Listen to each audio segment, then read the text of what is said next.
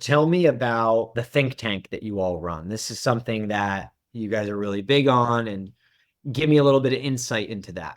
Yeah. So mostly this was invented in 2016 at an industry event because we were just tired of going to the same event that had been created in 1997 and was just spit out year after year after year. So the idea was, look, we are all senior level people in the industry, and sitting and getting from breakout sessions and sponsors and main stage motivational speakers is no longer the way that I want to learn. I want to learn from the other people having the same problems that I'm having. And that just didn't exist in the industry. And I had a background doing some unconferences and those types of open space events. So we decided that we were just going to create an event that was all coffee break, because that's where the real conversations happen. And the coffee break would center around these big, large sticky notes, the 6x8 mega sticky notes. And Mhm. we would bring everyone together and ask them, what challenge are you trying to solve?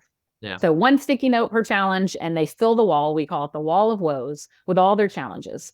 Then we ask them to take a step back, look at the wall of woes, and if there's a challenge on there that you've solved for your business, write your name on it.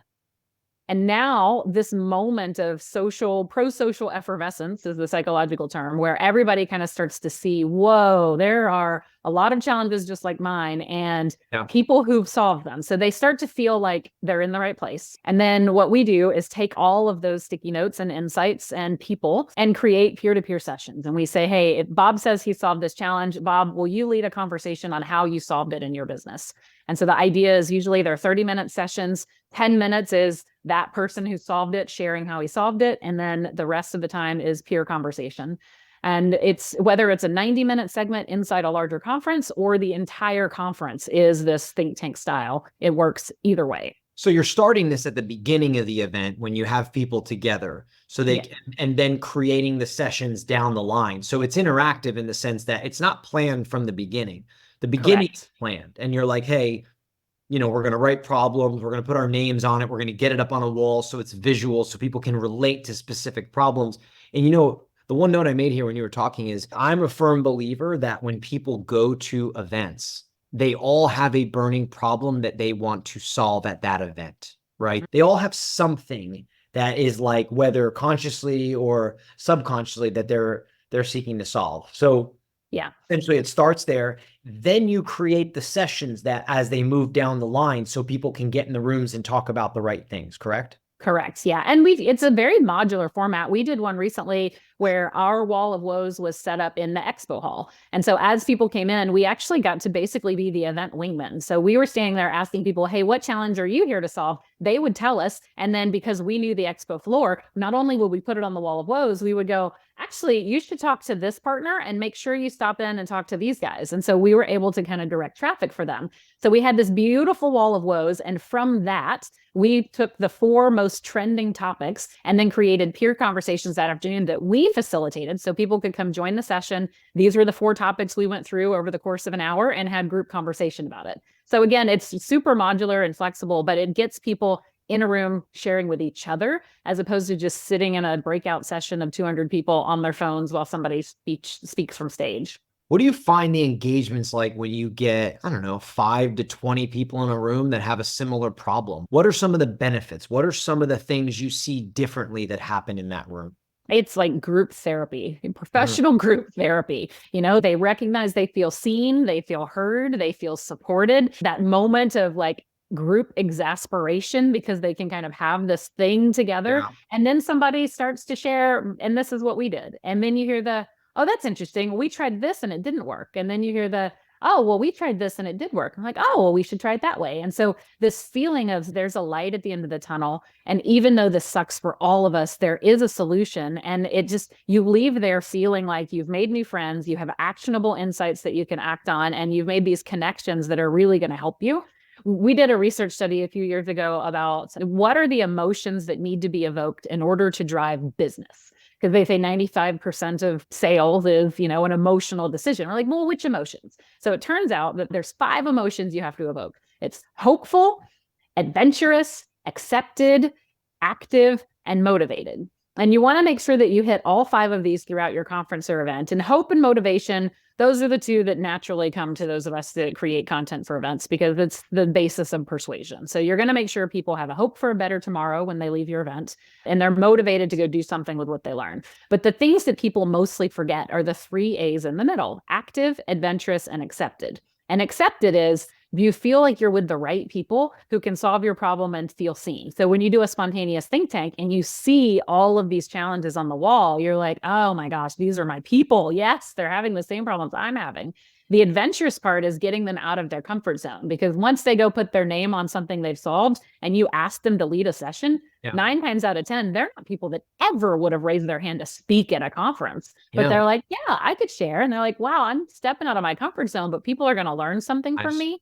And so that sense of active, of being part of it and actually putting their ideas up and then leading conversation, you created the environment that truly drives business. Nice. I like those. I think that's really great. Like describing what goes on in that room. I think about it myself as, I have an annual conference that I go to that is pretty niche into trade shows.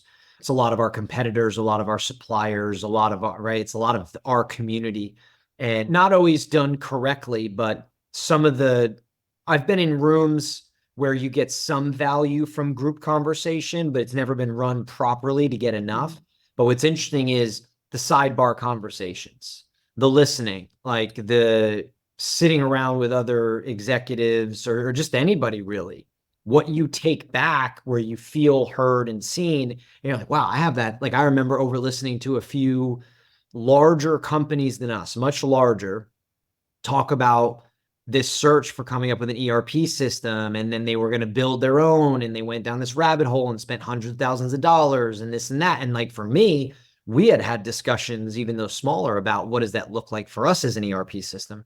And essentially from listening to 3-4 people and asking a couple questions, I now realize is a rabbit hole I don't need to go down.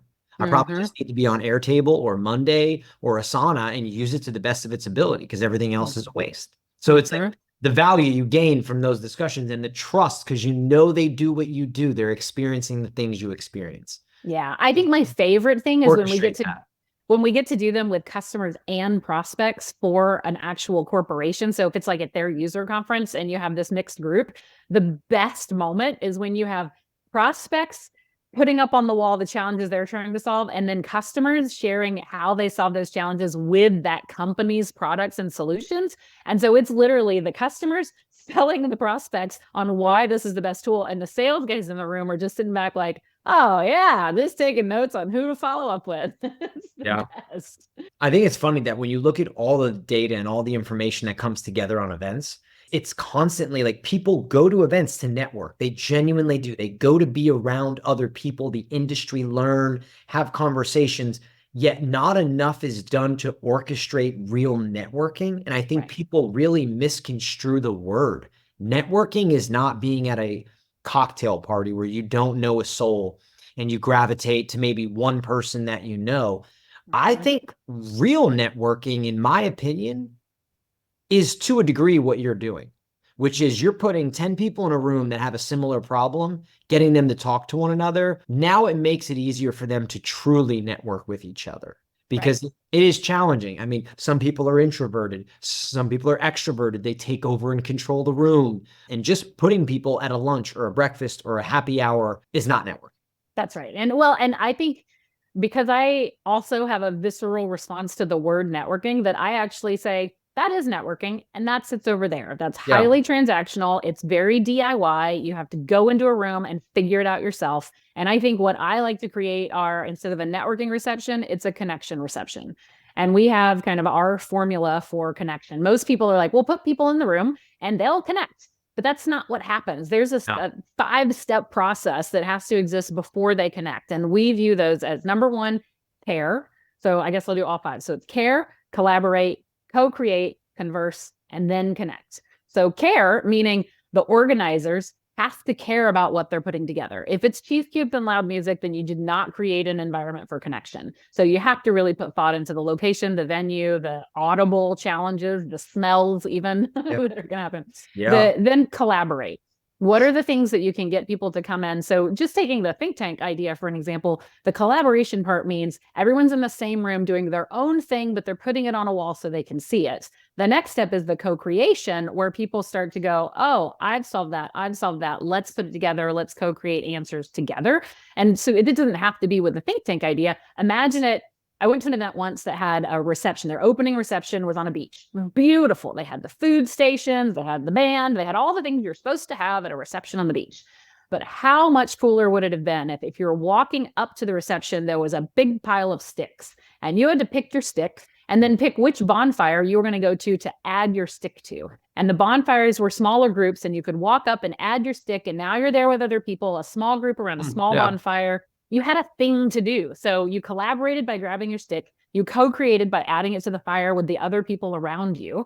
Now the next step is conversation, to converse. And because you created those first two moments, the conversation is going to come naturally, or you facilitate it if it's not going to come naturally, and make sure people are in charge of that. Now you've created connection. And I think that it's just so simple to make these little tweaks, but you just have to think through them.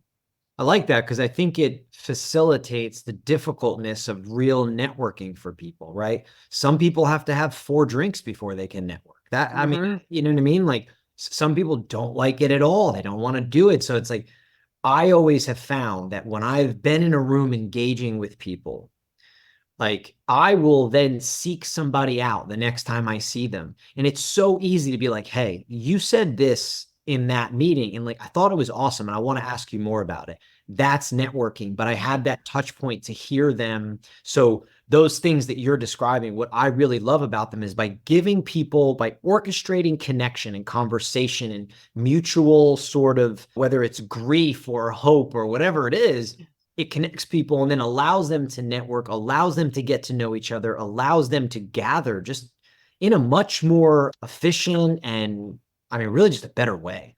Yeah. Well, and it's good for extroverts and introverts. So while I may be extroverted, meaning I get my energy from being around people, I am terrified of that moment when you walk into a room and people already are in their clusters and I have to go figure out how to break into them. I just can't. I just won't. And I'll just stand alone and hope someone rescues me. But if there's something happening that I can go to and participate in alone that brings other people together as a part of it, now I have this ice-breaking moment where I didn't have to be the girl in middle school finding a place to sit in the cafeteria. And, you know, it's, I just think that thinking through that again for your event design, it doesn't take much. I love it. Yeah.